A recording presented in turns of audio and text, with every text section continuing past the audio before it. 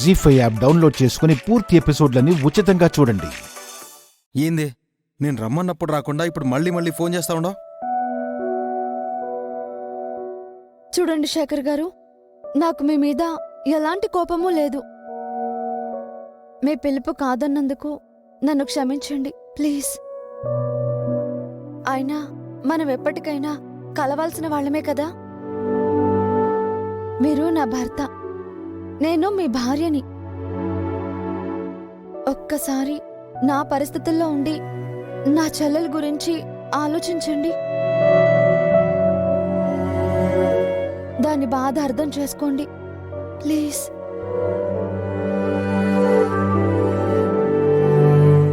శేఖర్ గారు, మీరు చాలా మంచివారు. మీ మనసు చాలా మంచిది.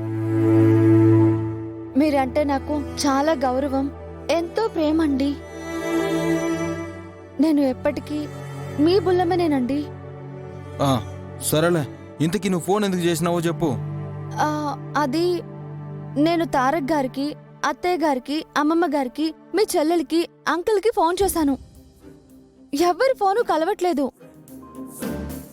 అసలు మీరంతా ఎక్కడున్నారండి? తారక్ గారితో నేను అర్జెంటుగా ఒక విషయం మాట్లాడాలి. ఆయన జీవితానికి సంబంధించిన విషయం. అన్నయ్యతోనా? అవునండి, చాలా ముఖ్యమైన విషయం. ఇప్పుడు మాట్లాడకపోతే ఆయన చాలా నష్టపోవాల్సి వస్తుంది. అన్నయ్య నష్టపోవాల్సి వస్తుందా? ఏంది బులమ్మ నువ్వు మాట్లాడేది? నాకేం అర్థం కావట్లేదు. అన్ని వివరాలు మీకు తర్వాత చెప్తాను. ముందు ఆయన ఎక్కడున్నారో చెప్పండి. మీకు అందుబాటులో ఉంటే నేను ఫోన్ చేస్తున్నానని చెప్పండి. అన్నయ్య ఇక్కడే కొండ మీద ఉన్నాడు. నేను పెళ్లి దండలు, తాలిబొట్టు, పిన్ని కారులో మర్చిపోతే తీసుకెళ్ళడానికి కిందికి వచ్చాను.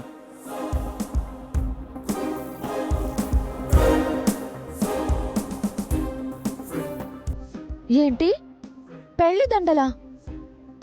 శేఖర్ గారు, ఎవరి పెళ్లి? ఎవరి పెళ్ళైంది బులమ్మ? అన్నయ్య పెళ్లి మినిస్టర్ గారి అమ్మాయితో కొండ మీద గుళ్ళో జరుగుతుంది కదా.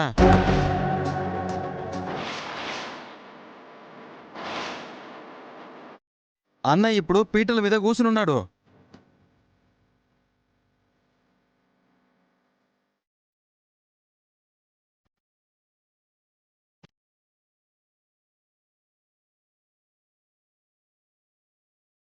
తారక్ గారి పెళ్ళేంటండి? శేఖర్ గారు, మీరు చెప్పేది నిజమా? అయినా నేను నీతో అబద్ధం ఆడతానా బులమ్మా? కావాలంటే చూడు బులమ్మా.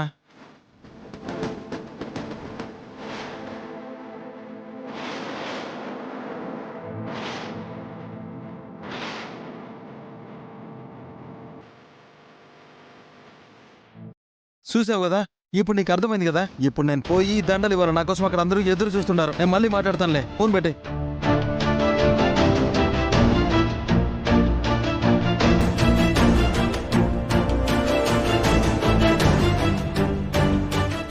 ఏంటంటే ఇది? వచ్చిన కళ నిజమవుతోంది వైషు. కొడుకన్నీ ఊరికి ఆదరలేదు, అపశకునానికి ఆదరింది. అయిపోయింది, తారక్ పెళ్ళైపోతుంది.